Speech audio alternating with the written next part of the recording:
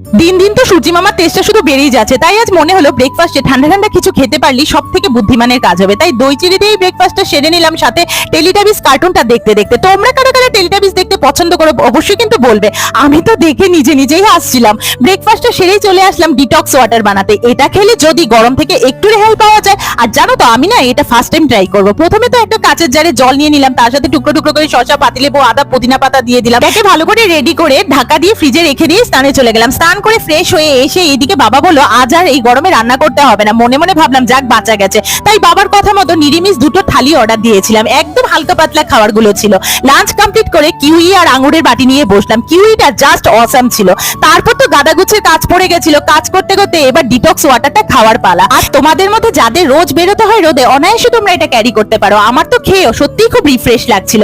আজকে এইটুখানি। ভিডিওটা ভালো লেগে থাকলে অবশ্যই সাবস্ক্রাইব করে দিও। দেখা হচ্ছে নেক্সট ব্লগে, ততক্ষণে টাটা।